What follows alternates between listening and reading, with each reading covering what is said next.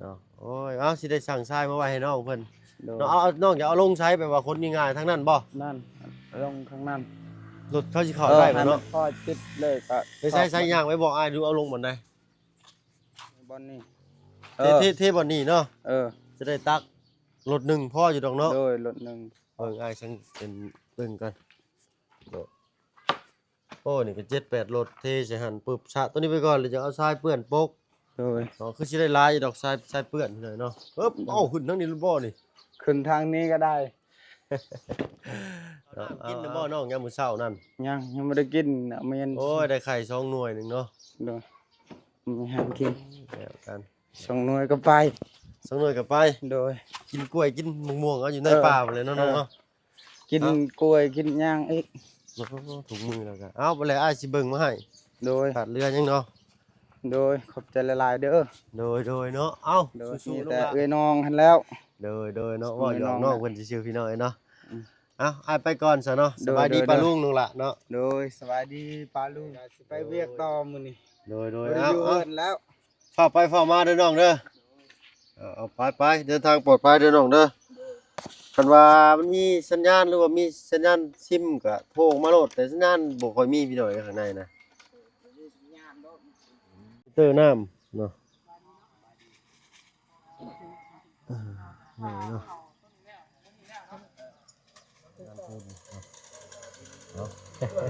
สบายดีจ้า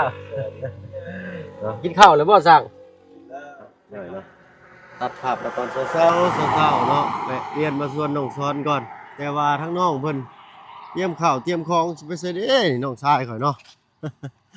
แล้วกันว่าสิพาไปอันเบิ่งผู้สาวจักหน่อยอยู่บ้านสกีนี่ก็ได้ตายคักบาดนี่น้องชายข่อยเบิ่งพี่น้องเบิ่งเอาก่อนโอ้ยไข่2หน่วยเนาะแล้วกันบาด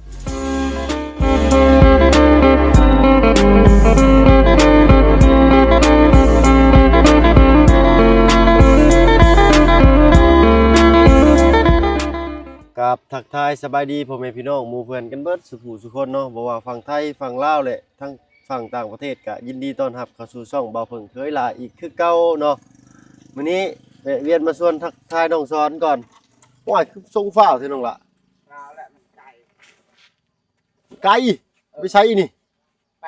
ชนกล้วยเอาว่าสิพาไปอันเล่นไปแอนน้ำพุชาจักบาทก่อน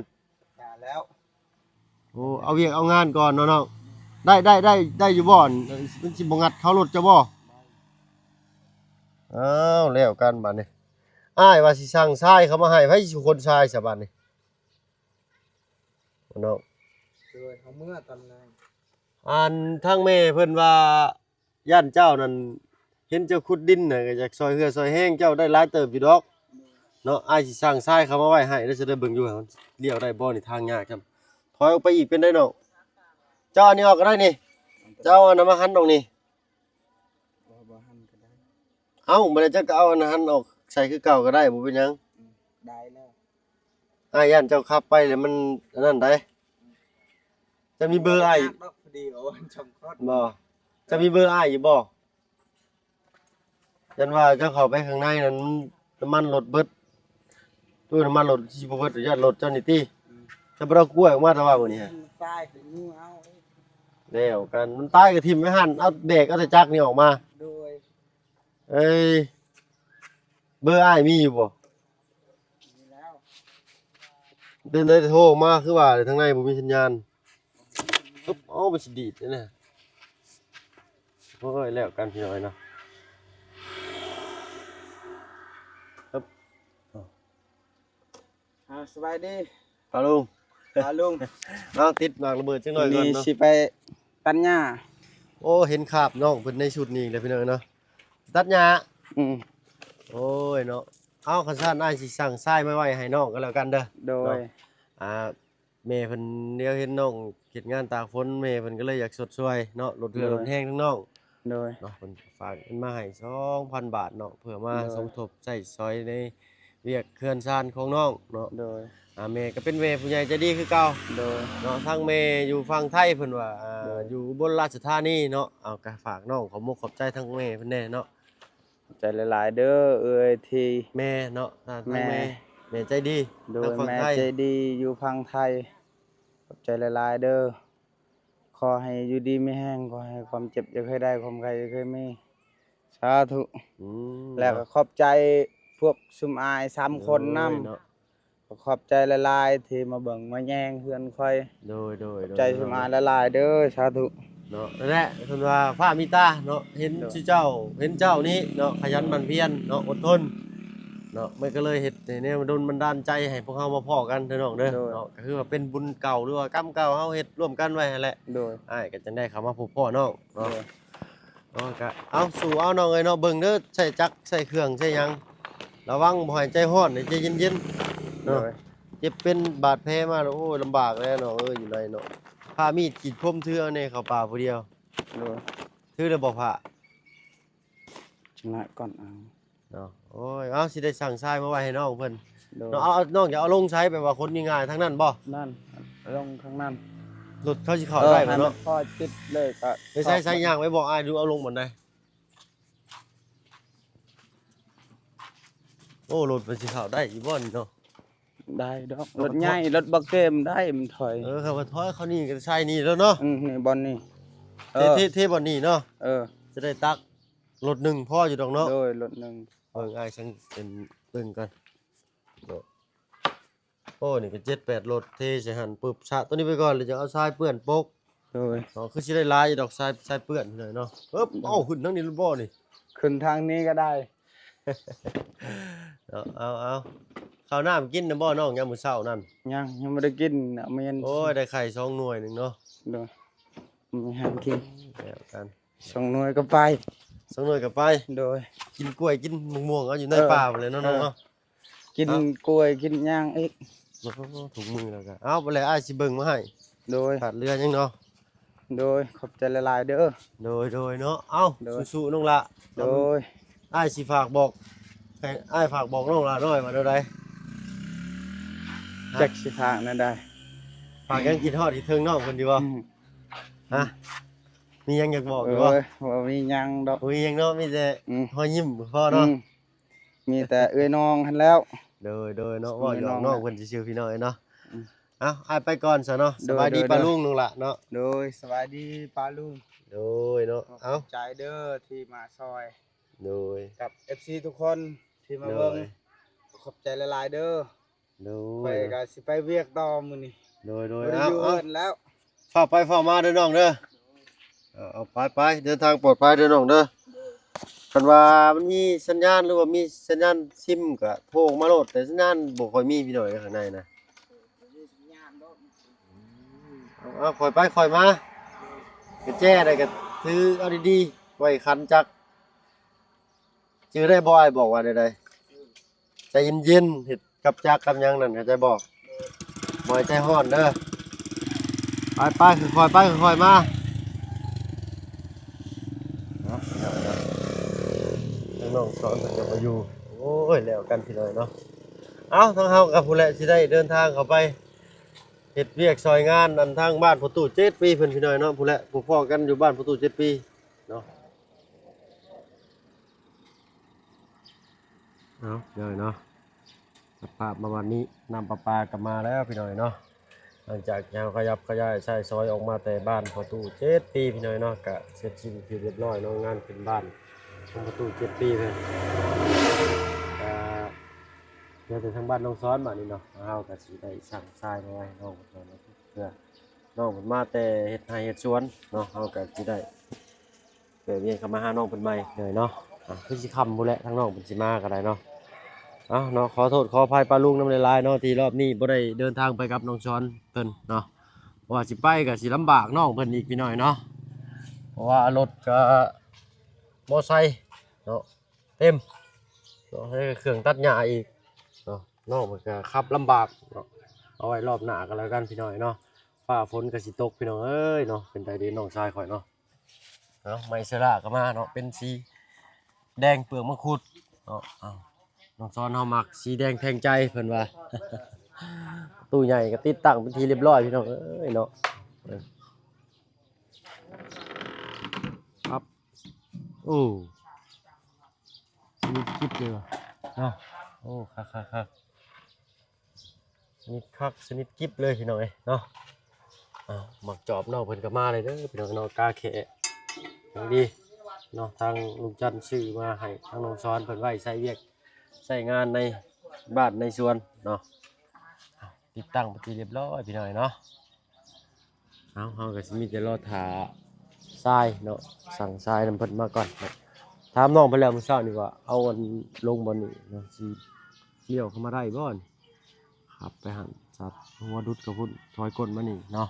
อาจสิได้อยู่เนาะเอาลงนี่ให้น้องเพิ่นบอกว่าสิได้ใกล้แน่เนาะเอาทรายเปื้อนรถนึงหน่อยเนาะเนาะทางนั้นก็ลูกให้แซวอยู่เนาะเพราะว่าในจุดนี้เนาะดินก็น้องซ้อนเพิ่นตักเอาเบิดเลยเนาะตักไปหั่นก็ย่านนั้นเจ้าของที่เพิ่นว่าเนาะเพิ่นก็สิสั่งทรายเข้ามาไว้ให้น้องเพิ่นก็แล้วกันพี่น้อยเนาะก่อนหาเบอร์เบอร์โทรจันสายส่งก่อนพี่น้อยเนาะโอ้มื้อนี้ก็คืบหน้าไปหลายอีกพี่น้อยเนาะทางเพื่อนน้องซ้อนเพิ่นนี่ก็ทางทีมงานเขาวนำประปาเพิ่นก็เข้ามาเลยเนาะ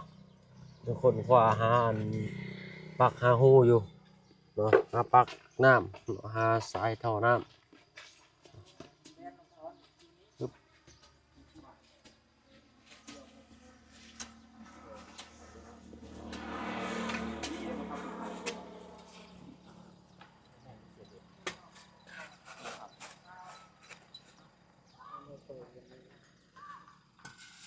ติดตั้งมิเตอร์เนาะก็สิเขาท่อน้ำเขาเลยบัดนี้เนาะ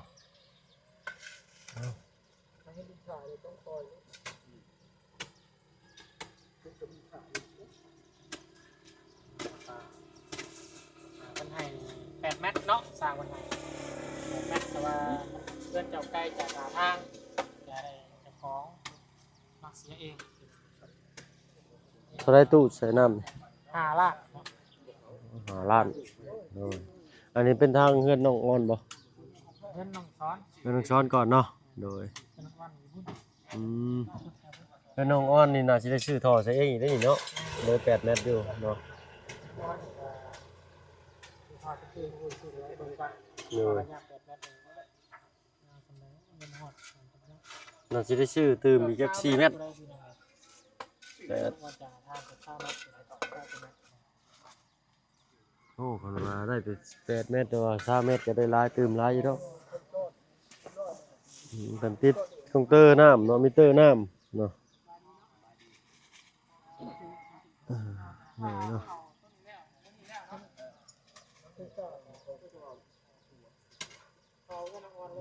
หน่อยเนาะติดตามรุ่นหับชมนำกันเนาะทางผมเพิ่งก็เสียดายพี่น้อยเนาะบ่ได้ไปน้ำน้องซ้อนเพิ่นมื้อนี้เนาะก็ยังไปถ่ายทำให้ป้าให้ลุงเบิ่งเนาะทางบ้านของประตู7 ปีเพิ่นพี่น้อยเนาะสร้างเขานี่ก็ไว้เด้นี่เนาะทางนั้นนี่เนาะทางนี่ก็มาแต่ญาติพี่น้องทางแม่ค้ารุ่นดีแหละพี่น้องเนาะนำมางานดีเพิ่นว่างานปูนนี่เนาะสบายดีจ้ากินข้าวแล้วบ่สั่งใส่ข้าวกินแล้วเนาะฮะบ่ข้างไม่ไปกินน้ำเขาอยู่มุกการเด้อเนาะเอาบ่ข้างก็ตัดไม้ตัดตอกก็คือกี่ดอกพี่น้อยเนาะยามมื้อแลงก็แก้เมื่อยหน่อยนึงเพิ่นว่าเอาพี่น้อยเนาะเฮาก็มีแต่สิรอท่าทางรถแห่ทรายมาลงกันแล้วกันพี่น้อยเนาะจังได๋ก็ฝากติดตามรับชมนี่เด้อพี่น้อยเนาะเพราะว่าทางน้องซ้อนเพิ่นบ่อยู่มื้อนี้เนาะเพิ่นเข้าหัวเข้าสวนทางว่าเพิ่นก็อยากไปน้ำน้องเพิ่นแหละพี่น้อยเนาะไปเบิ่งสภาพรถแล้วก็โอ้ยเนาะน้องมันก็คือสิลำบากขึ้นกว่าเก่าเนาะทางแบกเครื่องตัดหญ้าเนาะมีทั้งเครื่องตัดหญ้าแล้วก็คนอีกเนาะโอ้ยเนาะญาติน้องเพิ่นต้องขับรถยาก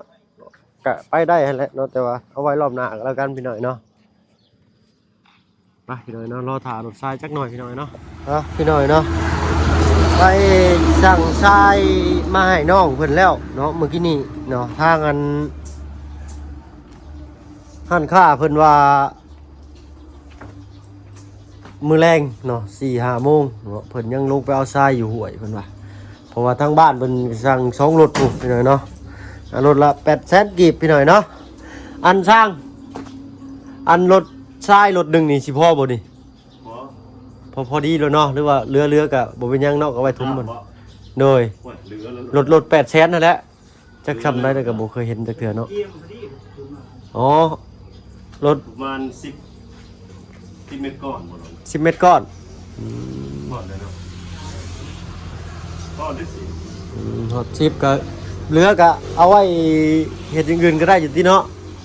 โดยเนาะเอาไว้ทมบนอื่นก็ได้บ่เป็นหยังพี่น้อยเนาะ ไปเทพื้นได้ โดยแมนพอดีแล้วเอาไว้เทพื้นอยู่หลุมน้ำเนาะเทกันเปื้อน เทกันเปื้อนสร้างที่เพิ่นว่ามาถึงตัวนั้นได้พี่น้อยเนาะเอารุ่นมึงไปนำกันอีกพี่น้อยเนาะก็สร้างนี่แหละนั่นมันห้านเบาเกมนี่แหละเนาะเพิ่นว่าได้ตอนแรงเพิ่นว่าเมื่อกี้นี่ขี่รถจักรช่างไปยืมเพิ่นไปโดยเนาะเพราะว่าทางทีมงานเฮาหรือว่าทางบ่บุญสารวัตรแล้วก็ทางลุงนี่สิประสานงานหรือว่าสั่งอุปกรณ์ตลอดเนาะในห้านเพิ่นนี่เพิ่นก็สิมีรายละเอียดมาให้เฮาเป๊ะๆเลยดอกทางนี้ครับพี่น้อยเนาะก็มีแต่คองคอยท่าเนาะแล้วก็พอดีพุ่นแหละน้องซ้อนก็จักสิมาจักโมงพี่น้อยเนาะตอนแรกก็สิสั่งเข้ามาไว้ให้เพิ่นเลยเนาะแต่ว่าทางทรายเพิ่นยังบ่พร้อมเนาะเพิ่นยังไปเอาอยู่เพราะว่าทางในบ้านสกีใหญ่นี้ก็สั่ง2รถเพิ่นว่าเนาะก็มีแต่ท่าพุ่นแหละยามค่ำยามแรงพุ่นแหละพี่น้อยเนาะเรือแต่ยังเนี่ยสร้างอันนี้เรือแต่ติดไม่เชื้อราอย่างเดียวบอก กับเทพื้น เชื้อรากับเทพื้นโดยเนาะติดไม่เชื้อรานี่กล้ามาแล้วบ่สร้างบ่นี่บ่แล้วเนาะ เอาบ่ได้เป็นหยังพี่น้องเนาะก็สอบถามรายละเอียดเบิ่งให้พี่น้องปะลุงเพิ่นซื่อๆเนาะไอ้สาวประเทศงานจ้าหน่อยเพิ่นสิว่าไปสอสร้างพอดี ขอขอบใจหลายๆพี่น้อยเนาะทั้งสร้างเพิ่นก็ไว้บ่รวดจวดจ้าดอะไรนี่เนาะประมาณทิศหนึ่งก็ได้นี่เนาะฮอดบ่ทิศหนึ่งเนาะช่วง2 มื้อ 3 มื้อกลับเมื่อบ้านเมื่อกี้นี่ก็โอ้มาเพิ่นสาบเพิ่นยังเรียบร้อยเลยเนาะแต่ก็มีทั้งสีเนาะสีภายนอกนี่น่าจะเป็นสีฟ้าบ่เดี๋ยวก็ข้างในว่าสีภายนอกมันเป็นสีครีมจังได๋ก็รอฟังเบิ่งเรื่องกระเบื้องข้างในก่อนก็แล้วกันพี่น้อยเนาะเฮาก็ยังประเมินให้หรือว่าสิตีแบบคร่าวๆออกมาด้วยตาตัวเองบ่ได้พี่น้อยเนาะต้องรอเพิ่นขึ้นไม้เชื้อราแล้วปุ๊บเดี๋ยวก็เฮาก็สิจึงสิแนมออกเนาะสีอย่างนั้นก็ลุ้นกันอีกแน่พี่น้อยเนาะก็รอท่าพุ่นแหละมื้อแรงเนาะทรายเฮาว่าสิเอาลงไว้นี่เนาะให้น้องเพิ่นว่าอยากได้บ่นี้เนาะถามน้องเพิ่นมื้อเช้านี้เนาะแล่นเข้ามาน้องเพิ่นสิไปอันสวนเนาะปะลุงหลายคนเนาะหลายผู้หลายคนเนาะหลายท่านเนาะคอมเมนต์มาว่าอยากให้บ่าวเพิ่งเข้าไปนี่สินะซ้ำรถนี่อยู่พี่น้อยเนาะอยากให้บ่าวเพิ่งเข้าไปน้ำน้องเพิ่นเนาะแต่ก็เบิ่งช่วงน้องเพิ่นย่านน้องเพิ่นขับรถลำบากได้พี่น้อยเนาะเข้าไปนำกันก็น้องเพิ่นคิดว่าน้องเพิ่นสิไปเฮือนประตู7 ปีเนาะนำกันเนาะตื่นเช้ามาน้องเพิ่นก็เฝ้าแต่งน้ำมูกน้ำมันเนาะก่อนตัดหญ้าเพิ่นตัดเข้าป่ากล้วยเลยเราก็ได้โอ้ยเนาะถ้าว่าน้องเพิ่นแจ้งว่าสิไปปลากล้วยบ่เพิ่งก็เตรียมความพร้อมมาไปพร้อมน้องเพิ่นซื้อข้าวซื้อน้ำเข้าไปพี่น้อยเนาะเป็นได้ทางบ่บุญเนาะสบายดีเจ้ามื้อนี้น้ำประปาก็มาเข้าเนาะน้องเพิ่นก็บ่อยู่ก็โอ้ยพอดีแหละเซอร์ไพรส์น้องเพิ่นเลยซะมาตอนแรกนี่โอ้ย เฮ็ดเวียกเมื่อยพี่ โด น้อง ยอาบน้ำเย็น อาบน้ำเย็น ๆเนาะน้องเพิ่นก็สิบ่ต้องไปอันแบกน้ำอีกนะตุ ๆ โอ้ย จบแล้วมาบันเดินน้ำ โดย ปลา เนาะ ไปหาเงินใส่จ่ายค่าน้ำเท่านั้นบัด แต่เรื่องค่าน้ำค่าไฟทั้งน้องมันคือสิบ่ยากดอกเด้เนาะเพราะว่าน้องเป็นคนขยันเนาะแต่ว่าก็บ่ฮู้แล้วพี่น้อยเนาะแต่ทางอื่นก็ยันว่าเพิ่นหาค่าน้ำค่าไฟบาง พอเคลื่อนเดียวนี่2 คนใส่นี่โอ้ยบ่วัดดอกเดือนละ20-30,000 โดยเนาะ เพราะว่าบ่ได้ใส่หลายคนเด้ โดย เล็กน้อยก็บ่มี2 เท่าเทื่อพอแล้วบ่ได้อาบน้ำ2 มื้อจ้ะ แม่นบ่ตุ อย่างแล้วมื้อเราก็นอนเลยแล้ว โอ้โดยเนาะเฮาก็มีแต่รอท่าพุ่นแหละเนาะตุ แม่น ทางบ่าวเพิ่งเขาไปถามเพิ่นแล้วเมื่อกี้นี้เนาะทางน้องเจมส์เพิ่นเนาะ โดย เพิ่น ซา ว่า ตอนแรกบ่ โดยเพิ่นว่า4 โมงเพิ่นว่าประมาณนั้นแหละโดยเพิ่นว่าคันว่ามาฮอดก่อนหรือได้ก็โทรบอกเด้อว่าโดยเพิ่นว่าเนาะ คุยแล้วมาเมื่ออื่นมาซ้อน มาจากตอนสอบมากับส่วนเขาเลย โดย ระวังสร้างติด ก็ใน เวลา โดยก็ในใจนี่ก็อยากให้น้องเพิ่นมาแต่เว้นนะให้น้องเพิ่นมานอนพักผ่อนก่อนบ่ให้น้องเพิ่นชวนได้เนาะอาบน้ำเย็นๆพักผ่อนก่อนเนาะมื้ออื่นเช้าจึงเฮ็ดจั่นว่าน้องเพิ่นมาเลยน้องเพิ่นเฮ็ดเลยเด้อตุมาแต่สวนกล้วยนี่ค่อยว่าเฮ็ดเลยแน่นอนเนาะหรือว่าสิไหว้มื้ออื่นบ่จังสั่งซะ ช่างไว้แล้วแหละไว้เนาะเฮ็ดกระยาช่างไว้มือสาว โอ้ยห้ามบ่ได้ได้นะเฮาออกไปปุ๊บแล้วก็เฮ็ดคือเก่าสมชื่อน้องคนขยัน เอาเบิ่งเจ้าบอกกับเราได้สามารถสิมาส่งตอนแรกบ่ โดยตอนแรงพุ่นแหละ4 โมงเพิ่นว่าประมาณ4 โมง 5 โมงพุ่นแหละเนาะพอดีน้องสอนเพิ่นมาพอดีเนาะยังขาดเรือยังแน่นี่เพิ่นนี่ นี่นะ โดย สิเบิดเท่าไหร่ละวะ ถ้าว่าพวกเล็กๆน้อยๆตะเปกตะตอกตะโป้มันยังก็บอกทางข่อยก็ได้เด้อเนาะเพราะว่าทางแม่เพิ่นฝากเงินมานี่แหละสมทบนำ 2,000 บาทพี่น้อยเนาะก็เป็นเงินเก็บก็1.3 ล้านเฮาซื้อทรายไปก็800,000เหลืออยู่3 ล้าน3 ล้านเนาะ ไอ้ซอยมาเท่าไหร่ เพิ่นช่วยมา2,000 ล้าน3เนาะ ชา หักออก800,000 เหลือ500,000 เหลือ500,000โดยเนาะแต่ก็เหลือ500,000นี้เนาะก็พอสิได้ซื้อยังซอยน้องพอดีแค่นั้นก็สิได้แจ้งแม่เพิ่นไปเนาะโดยเอาไปเลยเนาะเฮาก็ขอบคุญขอบคุณทางแม่ทางแม่อยู่อุบลราชธานีเนาะทางช่องเมฆนี่แหละตรงข้างของช่องเมฆเฮาเพิ่นว่าเนาะก็ที่ก็ทั้งบ่เพิ่งก็ต้องขอบคุณแม่เพิ่นเนาะที่ให้บ่เพิ่งมีงานให้มอบให้น้องเพิ่นนี่พี่น้อยเนาะก็ขอบคุณทางแม่เพิ่นทางเฮาก็บ่มีหยังตอบบุญแทนคุณมีแต่คำเว้าคำจาคำอวยชัยอวยพรเนาะให้ทางแม่เพิ่นอยู่เย็นเป็นสุขความเจ็บอย่าได้ความไข้อย่ามีเนาะคิดสิ่งใดก็ขอให้ได้สิ่งนั้นสมดังมโนนึกเนาะให้บ่ให้พลาดม่านบ่ให้เบียดแต่แม่เด้อเนาะสาธุคุณคำนำสู้เนาะเอาพี่น้องเอ้ยทางน้ำนี่ก็เป็นทางมาบุญสารวัตร แม่ เนาะโดย แม่จะดีเพิ่นให้ โด ขอย น้ำชนเรื่องไฟกับทางพระอาจารย์ โดย อยู่ทางฝั่งไทยพุ่นแหละ โดย แต่ว่าสร้างคนต้องเบิ่งแล้วของสอนแต่ว่าเพิ่นบ่ได้โทรหาแต่ว่าเพิ่นเบิ่งงานตัวจริง โดย แต่เพิ่นโทรหาน่ะโทรหาบ่ได้ โดย เพิ่นอาจจะไปมอนบ่มีสัญญาณแต่สิโทรหาใหม่ช่วงแรก โดย เพราะว่า น้องคนนี้ก็ตั้งแต่ออกกำลังกายนี่กลับมานี่มีแต่แนวดีๆเนาะคือว่าบุญน้องเพิ่นพี่น้อยเนาะเฮาก็มีแต่เป็นสะพานบุญให้ทางผู้ใหญ่ผู้รักผู้ใหญ่เพิ่นเนาะ ที่ได้สิมีก็ย้อนตัวของน้องเพิ่นเองนั่นแหละพี่น้อง โดยเนาะเพิ่นเฮ็ดให้ผู้ใหญ่เห็นโดย มีน้องเรามีความมุ่งมั่นสูง โดย ความตั้งใจเฮ็ดให้มีก็อยากให้มันสำเร็จ